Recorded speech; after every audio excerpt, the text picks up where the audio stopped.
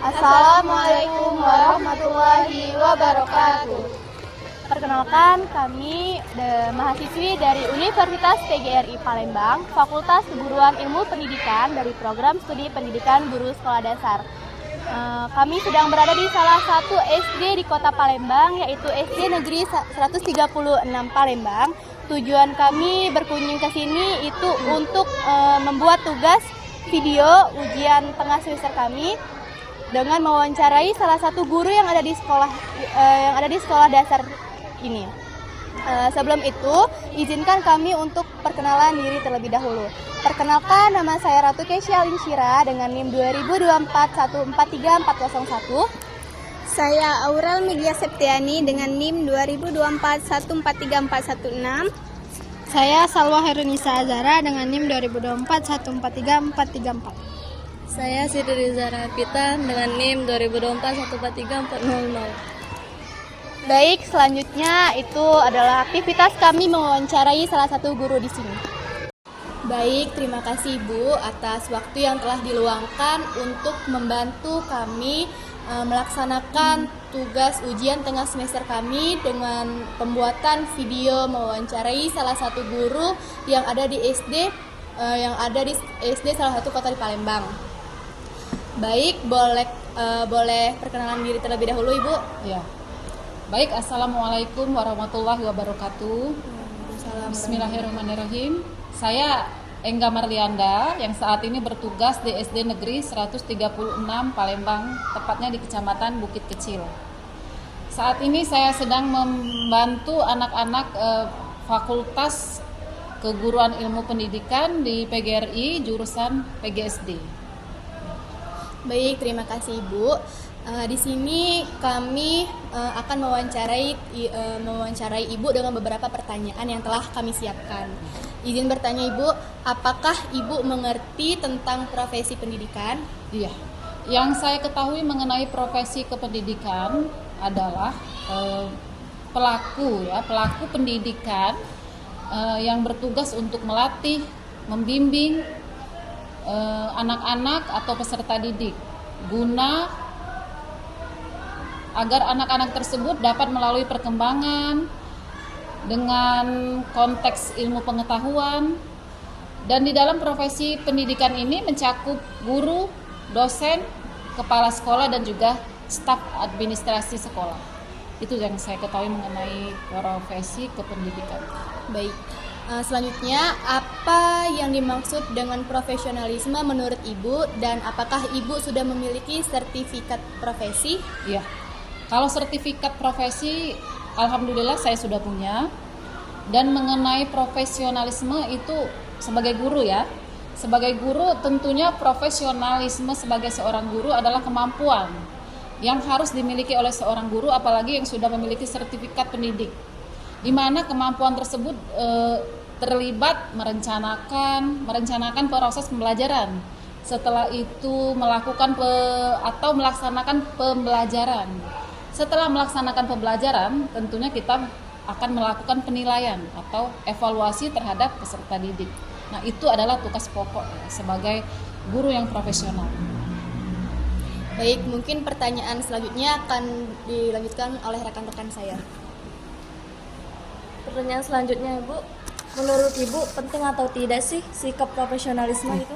Iya, penting. Tentu penting sikap profesional sebagai seorang guru karena itu akan menjadi pedoman bagi mereka dalam mengajar, mendidik peserta didik untuk menjadi lebih kreatif dan inovatif dan juga memiliki adab.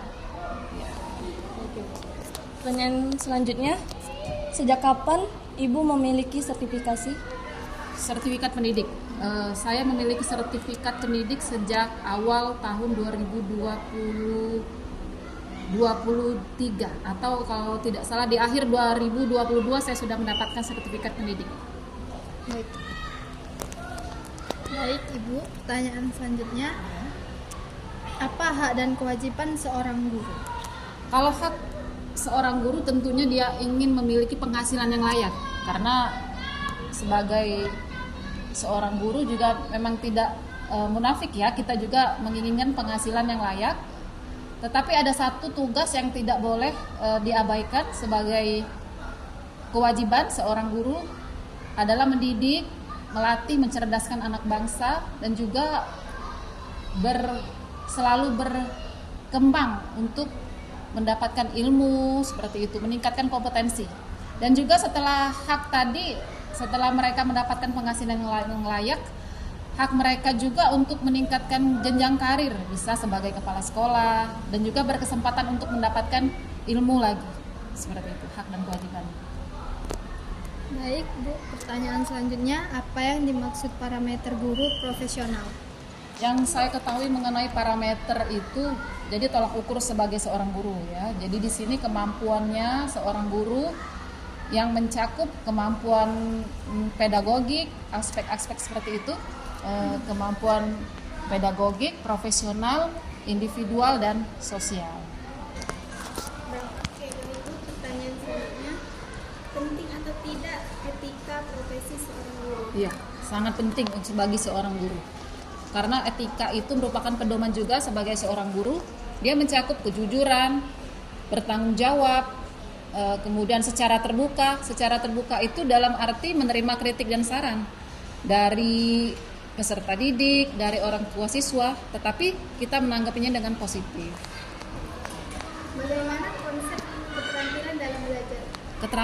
Keterampilan dalam belajar, setiap orang kan memang harus selalu belajar ya, baik dari sejak dini, anak-anak, remaja hingga tua.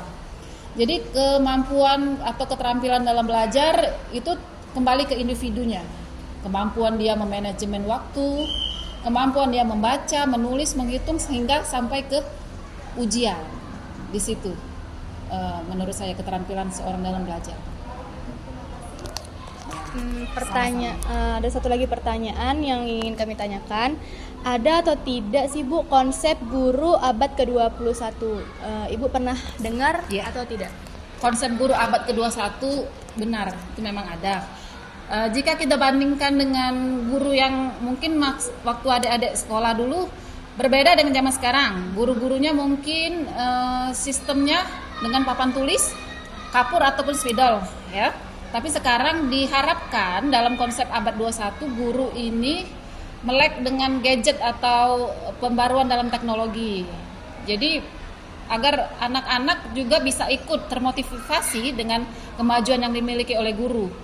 Jadi intinya guru abad 21 itu diharapkan guru berubah ya. Tidak lagi seperti dulu mereka menguasai ilmu teknologi, terutama laptop seperti itu. Jadi ketika mereka mengajar, mereka bisa memadukan ilmu pengetahuan dengan belajar biasa di dalam kelas, menggunakan misalnya infokus saat mengajar. Jadi mereka anak-anak bisa melihat gambar melalui alat infokus seperti itu. Jadi anak-anak dan guru juga menjadi lebih inovatif, kreatif dalam mengajar, tidak monoton seperti itu. Jadi gurunya juga sudah maju dalam ilmu pengetahuan. Jadi dia berpikir, anak-anak bisa berpikir kritis, inovatif ya dengan menggunakan teknologi yang sudah ada di abad 21. Nah Ibu, boleh sedikit jelaskan tentang reformasi pendidikan yang Ibu ketahui? Ya, yang saya ketahui reformasi pendidikan, kalau dilihat dari reformasi berarti upaya untuk melakukan perubahan dalam bidang, tentunya bidang pendidikan secara perlahan-lahan. Kalau perubahan berarti sudah masuk ke dalam kurikulumnya juga berubah, pengelolaannya juga berubah, tata kelola di dalam sekolah juga berubah. Yang diharapkan agar generasi penerus bisa menjadi lebih baik lagi, pembelajarannya juga menjadi lebih efektif dan efisien. Seperti itu saja. Baik, itu saja Ibu yang ingin kami tanyakan. Kami ingin mengucapkan terima kasih karena Ibu telah sangat membantu proses pembuatan video ujian tengah semester kami ini. Ya, saya juga berharap semoga adik-adik dari mahasiswi PGRI dapat menyelesaikan tugasnya dengan baik, lancar dalam menyelesaikan tugasnya dan mendapatkan nilai yang maksimal.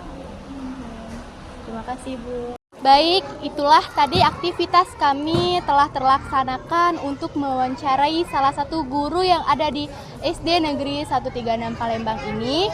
Harapan kami semoga kami dapat mengimplementasikan ilmu yang telah diberikan oleh guru tersebut, dan harapan kami dapat mendapatkan nilai yang baik dari dosen kami. Itu saja yang dapat kami laksanakan. Kami akhiri. Wabillahi taufiq wal hidayah.